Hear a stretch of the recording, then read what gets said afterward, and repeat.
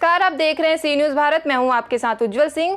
News bulletin में आपका स्वागत है। आज की प्रमुख सुर्खियों में हम बात करेंगे नागपुर में आयोजित संगठनात्मक प्रशिक्षण शिविर की, जहां कार्यकर्ताओं को सामाजिक सेवा और नेतृत्व का पाठ पढ़ाया गया। साथ ही नजर डालेंगे छतरपुर से आई एक दुखद खबर पर, जहां करेंट की चपेट में आने से एक छात्र की जान चली गई। इसके अलावा गुजरात के दाहोद से गौरक्षकों पर हुए हमले और मवेशियों की बारामदगी की खबर भी विस्तार से जानेंगे। रविवार को नागपुर शहर शाखा एवं जिला शाखा के संयुक्त तत्वाधान में सक्करदरा स्थित सेवा दल महिला महाविद्यालय में चमत्कार प्रशिक्षण कार्यक्रम का सफल आयोजन किया गया। इस विशेष प्रशिक्षण शिविर में बड़ी संख्या में पदाधिकारी, कार्यकर्ता एवं महिला सदस्य उपस्थित रहे। कार्यक्रम का उद्देश्य संगठन को मजबूत बनाना, कार्यकर्ताओं की नेतृत्व क्षमता विकसित करना तथा सामाजिक कार्यों में सक्रिय सहभागिता बढ़ाना था। इस अवसर पर राज्य प्रधान सचिव गजेंद्र सुरकार ने अपने संबोधन में कहा कि संगठन की ताकत उसके समर्पित कार्यकर्ताओं में निहित होती है। राज्य उपाध्यक्ष संजय शेंडे ने अपने विचार व्यक्त करते हुए कहा कि वर्तमान समय में सामाजिक संगठनों की भूमिका अत्यंत महत्वपूर्ण हो गई है। प्रशिक्षण सत्र में संगठन की कार्यप्रणाली, आगामी कार्यक्रमों की रूपरेखा, सदस्यता अभियान, जन जागरण गतिविधियों तथा सामाजिक सेवा के विभिन्न आयामों पर विस्तृत चर्चा की गई।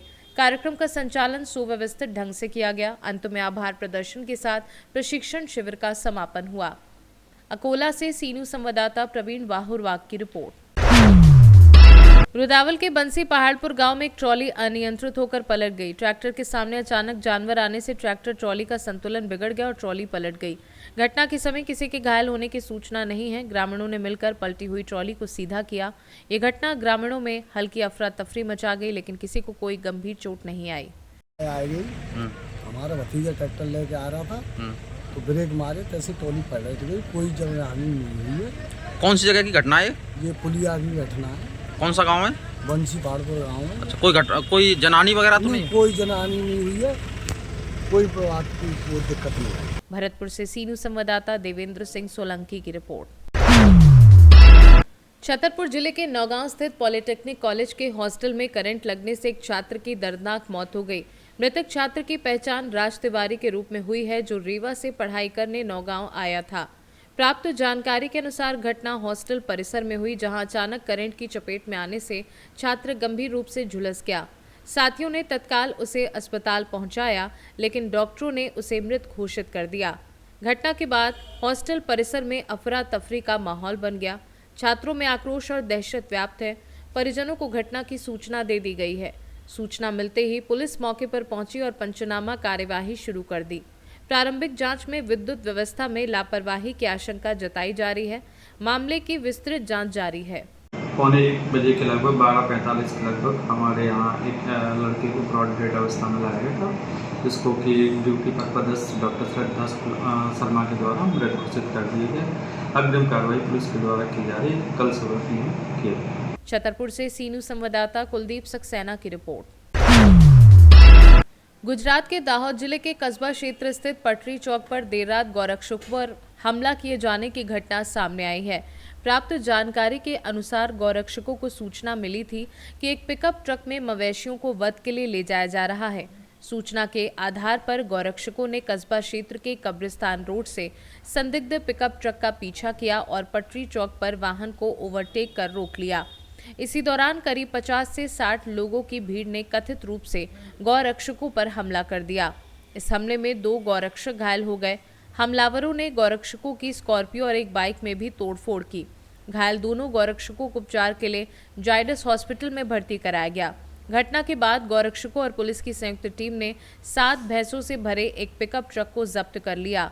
फिलहाल पुलिस मामले की गंभीरता से जांच कर रही है और संबंधित पक्षों से पूछताछ जारी है। आज रोज पशु भरेली पिकअप गाड़ी जेने कत्तलखाने जती હતી તેને અટકાવવા ગયેલા તેમાં અસામાજિક તત્વોએ હુમલો કર્યો હતો। અમારા 2 ગૌરક્ષકોને ઈજા થઈ હતી, એ સારવાર હેઠળ છે અત્યારે, અને જેને મારામારી થઈ છે એમાં અમે ફરિયાદ કરી છે। ફરિયાદમાં કડક કાર્યવાહી થાય એ માટે અમે એસપી સાહેબને રજૂઆત કરી। બીજી રજૂઆત એ પણ કરી કે ભાઈ ગોધરામાં જેમ ગૌહત્યા રોકવા માટે ગૌરક્ષા સ્કોડ બનાવવામાં આવી છે પોલીસની, એવી રીતે દાહોદમાં પણ ગૌરક્ષા સ્ક્વોડ બને તેવી રજૂઆત અમે એસપી સાહેબને કરી છે. સાહેબે આશ્વાસન આપ્યું છે કે અહીંયા પણ એવું સ્ક્વોડ બનાવશું. ઘટનાની હકીકત એ પ્રકારની છે કે ગઈકાલે રાત્રે દાહોદ એ ડિવિઝન પોસ્ટ વિસ્તારમાં કસ્બા વિસ્તારમાં ઘટના ઘટી હતી, જેમાં એક પિકઅપ બોલેરોમાં ભેંસો ભરી કૃતાપૂર્વક લાવવામાં આવેલી છે. એ આધારે જે અમુક ગૌરક્ષક સમિતિના સભ્યો અથવા ગૌરક્ષક માટે કામ કરતા લોકો છે એ ત્યાં અમને બચાવવા માટે ગયા હતા, અને એ દરમિયાન કસ્બા વિસ્તારમાં જે ગાડી છે એમને અન્ય લોકોએ ઘેરી વળ્યા હતા, અને ત્યારબાદ જે સભ્યો છે એમની તથા સ્થાનિક લોકો વચ્ચે માથાકૂટ થઈ હતી, જેની અંદર જ્યાં લોકો છે એમની સાથે મારામારી થઈ હતી અને એમના જે ગાડી હતી એમના કાચ ફોડી નાખવામાં આવ્યા હતા. આ ઘટનાએ જાણ તાત્કાલિક પોલીસ કાફલો ત્યાં પહોંચી ગયો હતો અને આગળની તમામ ઘટના જે અટકાવી હતી અને જે ગાડી હતી એમને સહી સલામત પોલીસ સ્ટેશન લાવવાની તજવીજ સૌએ ભેગા મળીને હાથ ધરી હતી. આ અન્વયે એ ડિવિઝન ટાઉન પોસ્ટેમાં ગુનો દાખલ થયો છે, જેમાં પશુકૃત અધિનિયમની કલમો, રાઇટિંગની કલમો તથા મારામારીની જે કલમો છે તમામ લગાડવામાં આવેલી છે, અને એ અન્વયે એ ડિવિઝન પોલીસ સ્ટેશનના અધિકારી છે તપાસ હાથ ધરી રહ્યા છે. આ બાબતે પોલીસ દ્વારા કડક કાર્યવાહી હાથ ધરવામાં આવશે. સર, કેટલા લોકો વિરુદ્ધ ગુનો નોંધાયો છે? હાલમાં 12 લોકો સામે ગુનો દાખલ કરવામાં આવ્યો છે, પરંતુ તપાસ ચાલુ છે. સીસીટીવી ફૂટેજ, ટેકનિકલ પુરાવા તથા અન્ય જેવી માહિતી છે એના આધારે પ્લસ માઇનસ થઈ શકે છે, અને આગળ તપાસ મુજબ અન્ય લોકો નામ પણ ખુલી શકે છે અને અન્ય કલમોનો ઉમેરો પણ થઈ શકે છે. दाहोद से सी न्यूज संवाददाता सोलंकी रोहित की रिपोर्ट। नसीरपुर थाना क्षेत्र में 1 मार्च को हुई लूट की घटना के मामले में थाना नसीरपुर पुलिस टीम ने 2 अभियुक्तों को गिरफ्तार किया है। गिरफ्तार अभियुक्तों की पहचान सोनवीर उर्फ सोनू और प्रशांत उर्फ भोला के रूप में हुई है। पुलिस मुठभेड़ के दौरान अभियुक्तों के कब्जे से एक अवैध तमंचा में जिंदा खोखा कारतूस, 1000 रुपये नकद, 1 मोबाइल और लूटा गया ऑटो बरामद किया गया है। दोनों अभियुक्तों को गिरफ्तार कर घायल अवस्था में उपचार हेतु अस्पताल में भर्ती कराया गया है। अपर पुलिस अधीक्षक ग्रामीण ने बताया कि अभियुक्तों के खिलाफ अग्रिम विधिक कार्यवाही की जा रही है और मामले की जांच तथा आवश्यक कानूनी कार्यवाही जारी है। आज 1/3/26 को सुबह 3 बजे 2 अज्ञात अभियुक्तों द्वारा एक ऑटो लूट लिया गया, जिसमें 1 मोबाइल और 1200 रुपये। इस सूचना पर थाना नसीरपुर में अभियोग पंजीकृत किया गया। घटना अनावरण हेतु सीओ सिरसागंज द्वारा 3 टीमों का गठन किया गया। आज शाम करीब 8 बजे मुखबिर द्वारा सूचना मिली, सर आज सुबह जो ऑटो लूटा था उसको रपड़ी के जंगल में छुपाया गया है। आज वहां से निकालकर उसको शाहजहांपुर दिदोली के रास्ते से निकलेंगे। इस सूचना पर यकीन करते हुए शाहजहांपुर दिदोली के रास्ते पर 2 टीमों को लगाया गया। कुछ देर बाद ऑटो आता हुआ दिखाई दिया, जिसमें पुलिस टीम द्वारा उसको रोकने का इशारा किया। तभी ऑटो चालक कच्चे रास्ते की तरफ से मोड़कर भागने लगा। तभी दूसरी तरफ एससीपी जितेंद्र रजौरिया द्वारा रोकने का प्रयास किया। अभियुक्त द्वारा फायर किया गया, जो कि जितेंद्र रजौरिया के हाथ पर फायर लगा। तभी अन्य पुलिसकर्मियों द्वारा जवाबी कार्रवाई करते हुए फायर किया। जो अभियुक्त जिससे घायल हुआ, अभियुक्त की पहचान सोनवीर उर्फ सोनू के रूप में हुई है और दूसरे अभियुक्त की पहचान प्रशांत उर्फ भोला के रूप में हुई है। अभियुक्त सोनू के पास से एक तमंचा, 315 बोर और 2 खोखे, 1 जिंदा कारतूस बरामद हुआ, 1 ऑटो व 1000 रुपये। दूसरे अभियुक्त प्रशांत के कब्जे से 1 मोबाइल बरामद हुआ है। अभियुक्त को उपचार हेतु सीएससी सिकोहाबाद भेज दिया गया। शेष विधिक कार्रवाई की जा रही है। फिरोजाबाद से सी न्यूज संवाददाता ताहिर की रिपोर्ट। भारत की अग्रणी सामान्य बीमा company IFFCO Tokyo general insurance के नए कार्यालय, नई शाखा, नई सेवा का आज गांधीनगर में भव्य लोकार्पण समारोह आयोजित किया गया। इस अवसर पर क्षेत्र के गणमान्य अतिथि, कंपनी के वरिष्ठ अधिकारी, व्यावसायिक सहयोगी एवं स्थानीय नागरिक उपस्थित रहे। समारोह का शुभारंभ मुख्य अतिथि दिलीप संघाणी द्वारा दीप प्रज्वलन के साथ किया गया।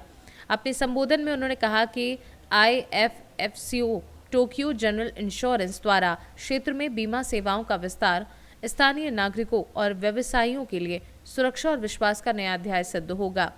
नई शाखा सेवा के माध्यम से मोटर बीमा, स्वास्थ्य बीमा, फसल बीमा, व्यक्तिगत दुर्घटना बीमा एवं अन्य सामान्य बीमा उत्पाद उपलब्ध कराए जाएंगे। ग्राहकों को डिजिटल सुविधाओं और त्वरित क्लेम सेटलमेंट की भी सुविधा प्रदान की जाएगी। समारोह के अंत में अतिथियों का आभार व्यक्त किया गया तथा उपस्थित जनों को भविष्य में उत्कृष्ट सेवाएं प्रदान करने का आश्वासन दिया गया। आज इफ्को टोक्यो की ऑफिस का इनॉग्रेशन गांधीनगर में हुआ। इफ्को टोक्यो विश्वास पात्र सार्वजनिक रूप से जो बीमा क्षेत्र में काम कर रहे हैं, माननीय सहकारिता मंत्री मीरा शाह ने भी इफ्को टोक्यो के लिए पूरे देश के कोऑपरेटिव जगत को अपील की। यदि कोऑपरेटिव को मजबूत करना है, कोऑपरेटिव क्षेत्र से सहकार से समृद्धि, सुरक्षा, सलामती का नारा जो प्रधानमंत्री नरेंद्र मोदी जी ने दिया है, उनको सफल करने के लिए हर क्षेत्र में आप सहकारिता के साथ जुड़ के काम करिए। बीमा क्षेत्र में आज तक कोई सहकारिता क्षेत्र की संस्था नहीं है। पूर्ण रूप से इफ्को टोक्यो भी सहकारिता क्षेत्र की संस्था नहीं है, लेकिन माननीय सहकारिता मंत्री ने जो सूचना दी, इस तरह से इफ्को टोक्यो के साथ हम मिलके सहकारिता का प्रभुत्व और ज़्यादा इस संस्था में हो, इस दिशा में हम काम कर रहे हैं। अगले दिनों में सहकारिता बैंक, डिस्ट्रिक्ट बैंक और सहकारिता संस्थाओं के माध्यम से लोगों को जो सुविधा देने की व्यवस्था है, इनमें प्रायोरिटी दी जाएगी, जिससे सहकारिता बैंक के माध्यम से यदि इंश्योरेंस लेने की शुरुआत होगी तो उनका मुनाफा सहकारी बैंक के माध्यम से उनके सदस्यों तक पहुंचेगा। इनमें इफ्को टोक्यो का महत्वपूर्ण रोल रहेगा। मेरी अपील है, आप सब यदि सहकार से समृद्धि और सलामती चाहते हैं तो अपनी खुद की संस्था जो विश्वास पात्र है, वो इफ्को टोक्यो के माध्यम से आपका जो भी क्षेत्र का काम हो, चाहे उद्योग हो, कृषि हो, इंडिविजुअल व्यक्तिगत हो, तो इफ्को टोक्यो आपकी सेवा के लिए सदैव तैयार रहेंगी। एक विश्वास पात्र परिवार की संस्था मान के आपका ख्याल रखेगी। आप सब इफ्को टोक्यो के माध्यम से अपना कारोबार में जहाँ भी जरूरत हो, इंश्योरेंस के बारे में इफ्को टोक्यो का संपर्क करिए, उनका सहयोग करिए, उनका लाभ लीजिए। धन्यवाद। ओके सर, आपका नाम परिचय। मैं Milan Sanghvi, executive vice president IFFCO Tokio और स्टेट हेड गुजरात। आज मुझे बताते हुए बड़ा हर्ष हो रहा है कि हमारी गांधीनगर की ब्रांच एक नई जगह पे शिफ्ट हो रही है और जिसका उद्घाटन हमारे चेयरमैन श्री इफ्को के चेयरमैन और इफ्को टोक्यो के चेयरमैन श्री दिलीप भाई सांगानी साहब के कर कमलों के द्वारा हो रहा है। मेन उद्देश्य क्या है? ये नई ब्रांच में आने का उद्देश्य बहुत ही सिंपल है कि हम गांधीनगर और आजू बाजू वाले जितने भी तालुका और गांव है उसमें जनरल इंश्योरेंस का एक अच्छी तरह मैसेज दे पाए, छोटे से छोटे आदमी को भी रिस्क कवरेज दे पाए और उनकी हम सुरक्षा कर पाए। गांधीनगर से सीनू संवाददाता अमित पटेल की रिपोर्ट। गाजीपुर जिले के शादियाबाद क्षेत्र में आगामी होली पर्व को लेकर पुलिस ने पैदल मार्च आयोजित किया। इस दौरान शादियाबाद और जखनिया क्षेत्रों में पुलिस फोर्स बड़ी संख्या में मौजूद रही। सीओ शुभम वर्मा ने कहा कि होली रंगों का त्योहार है और इसे शांतिपूर्ण ढंग से मनाना चाहिए। उन्होंने लोगों से अपील की कि डीजे का वॉल्यूम और हाइट मानक के अनुसार रखें। यदि नियमों का उल्लंघन किया गया या किसी ने हुड़दंग किया तो ऐसे लोगों के खिलाफ कड़ी से कड़ी कार्यवाही की जाएगी। पुलिस का ये पैदल मार्च समुदाय को जागरूक करने और त्योहार के दौरान सुरक्षा और शांति बनाए रखने के उद्देश्य से आयोजित किया गया। सर, आज जखनिया भुड़कुड़ा कोतवाली अंतर्गत रूट मार्च निकला है, क्या कार्यक्रम था? क्या आज होली के दृष्टिगत जखनिया कस्बे में रेलवे स्टेशन और प्रमुख बाजार में रूट मार्च निकाला है, जिसका मेन पर्पस था जनता में सुरक्षा की भावना उत्पन्न करना और जो असामाजिक तत्व हैं उनके मन में ये भावना देना कि पुलिस एकदम सतर्क है और कोई भी अगर किसी ने ऐसी कोई घटना करी जिससे कि जो सामाजिक आपस में जो मेल जोल है, अगर उसको किसी ने ख़राब करने की कोशिश करी तो उसके ऊपर सख्त कार्रवाई की जाएगी। इस संबंध में उच्च स्तरीय ये आदेश हुआ है कि सब कोई भी किसी ने भी अगर किसी प्रकार की कोई भी घटना करने की कोशिश करी तो उसके खिलाफ सख्त सख्त कानूनी कार्रवाई की जाएगी। और इस संबंध में जो मेन हम लोग का ये भी है कि डीजे जो संचालक हैं उनके लिए भी एक संदेश है कि कोई भी भड़काऊ गाने, कोई भी ऐसा चीज़ जिससे कि किसी समाज में जो भी है आपस में जो सामंजस्य उसको बिगाड़ेगा तो वैसे उनके ऊपर भी सख्त कार्रवाई की जाएगी। उनको ये भी एक सख्त निर्देश है कि जो उनको डीजे की हाइट और डीजे की वॉल्यूम इन सब पे भी जो निर्धारित मानक है उनके अनुसार उनको बजाना है। बाकी हम लोग सबको होली की शुभकामनाएं देते हैं और हम लोग ये आशा करते हैं कि अच्छे से अच्छा होली का त्यौहार मिले और सबको हैप्पी होली।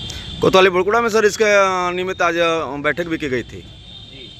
आज कोतवाली बुड़कुड़ा में एक पीस कमेटी की मीटिंग करी गई थी जिसमें विभिन्न समाज के प्रतिष्ठित व्यक्तियों को बुलाया गया था। उनसे उनकी समस्याएं पूछी गई थी और उनको संदेश दिया गया था कि पुलिस की तरफ से उनको आश्वस्त किया गया था कि एक होली को अच्छे से हम लोग पूरा तरीके से सतर्क थे और इसके संबंध में हम पूरी हमारी तैयारियां और अच्छे से अच्छा त्यौहार मनाने के लिए हम लोग कटिबद्ध हैं। Thank you sir. गाजीपुर से सीनू संवाददाता हसन खान की रिपोर्ट। गिरिडीह के शहरी क्षेत्र स्थित स्टेशन रोड के कारा मिल में शुक्रवार शाम अचानक आग लगने से इलाके में अफरा तफरी मच गई। आग लगने की सूचना मिलते ही शहर में हड़कंप की स्थिति उत्पन्न हो गई। सूचना मिलते ही अग्निशमन दल मौके पर पहुंचा और त्वरित कार्यवाही करते हुए आग पर काबू पा लिया। दमकल विभाग की तत्परता के कारण आग को समय रहते नियंत्रित कर लिया गया। राहत की बात यह रही कि इस घटना में किसी प्रकार की जानमाल की हानि नहीं हुई। स्थानीय लोगों के अनुसार आगजनी की इस घटना में लाखों रुपए के नुकसान का अनुमान लगाया जा रहा है। फिलहाल आग लगने के कारणों का पता नहीं चल सका है और मामले की जांच की जा रही है। हम लोगों को मालूम हुआ कि भागड़ेश्वर के टिम्बर मिल में आग लग गई है, तो सब दौड़ करके आए। सब लोगों को फायर ब्रिगेड को खबर हुआ। फायर ब्रिगेड खबर के बाद सारे लोग लगे और आप सब देख रहे हैं सारे लोगों को सहयोग से ये मामला को आग पर काबू पाया गया। बहुत भीषण आग थी। आज संडे का दिन था, आज कारखाना इनका बंद रहता है। कैसे आग लगी इसकी कोई जानकारी नहीं। गिरिडीह से सीनू संवाददाता अमित कुमार की रिपोर्ट। मुजफ्फरपुर जिले के बंदरा प्रखंड अंतर्गत पियर थाना परिसर में होली पर्व को शांतिपूर्ण माहौल में मनाने को लेकर शांति समिति की बैठक आयोजित की गई। बैठक में पुलिस प्रशासन एवं जनप्रतिनिधियों ने क्षेत्र में भाईचारा कायम रखने और किसी भी तरह के विवाद से बचने की अपील की। थानाध्यक्ष कुंदन कुमार ने लोगों से अपील की कि होली के दौरान शराब का सेवन न करें और शांतिपूर्वक त्योहार मनाएं। उन्होंने स्पष्ट कहा कि हुड़दंग या कानून व्यवस्था बिगाड़ने वालों पर कड़ी कार्यवाही की जाएगी। बैठक में अपर थानाध्यक्ष अभिनंदन कुमार, एसआई माधुरी कुमारी सहित कई पुलिस अधिकारी मौजूद रहे। बैठक में सभी ने प्रशासन का सहयोग करते हुए क्षेत्र में सौहार्दपूर्ण एवं सुरक्षित होली मनाने का संकल्प लिया। जी, क्या कुछ कहेंगे? आज पियर थाना में शांति समिति की बैठक की गई है। शांति समिति की बैठक की गई है। पियर थाना में इसमें थाना अध्यक्ष थे और जितने भी सामाजिक कार्यकर्ता है प्रखंड के जितने भी पियर थाना के अंतर्गत आने वाले जितने भी जनप्रतिनिधिगण हैं वो सभी उपस्थित थे और सभी को ये बताया गया कि हम लोग जो शांतिपूर्वक जो इस त्यौहार को मनाएंगे। इधर मुस्लिम समुदाय का रमज़ान भी चल रहा है और इधर होली भी रहेगा, तो कोई ऐसी घटना न घटे जिससे दोनों समुदाय के बीच जो तनाव उत्पन्न हो।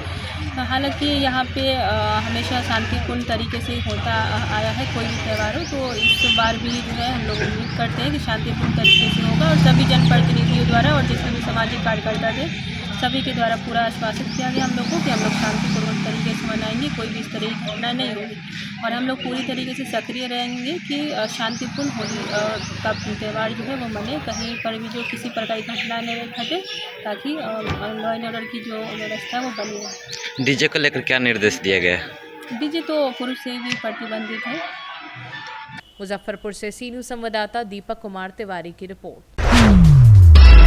बिहार के ग्रामीण अंचलों में फागुन का रंग अब पूरी तरह छाने लगा है। डंफा झाल की थाप पर देर रात पारंपरिक होली गीत गूंजते रहे। मुजफ्फरपुर जिले में होली का रंग शहरों से निकलकर गांव की चौपालों तक पहुंच चुका है। खासकर बंदरा प्रखंड सहित आसपास के ग्रामीण इलाकों में फागुन की मस्ती देखते ही बन रही है। शाम ढलते ही गांव कस्बों में डंफा, झाल और ढोलक की थाप गूंजने लगी और लोग पारंपरिक फाग एवं होली गीतों पर झूमते दिखाई दिए। स्थानीय लोगों का कहना है कि ये परंपरा पीढ़ियों से चली आ रही है और होली का असली आनंद इसी लोक संस्कृति में है। गाँव में आपसी भाईचारा, हंसी मजाक और गीत संगीत के बीच लोग पुरानी रंजिशें भुलाकर एक दूसरे को गले लगाते हैं। मुजफ्फरपुर से सी न्यूज़ संवाददाता दीपक कुमार तिवारी की रिपोर्ट। इस बुलेटिन में इतना ही। देश दुनिया की तमाम खबरों के लिए बने रहिए सी न्यूज़ भारत के साथ।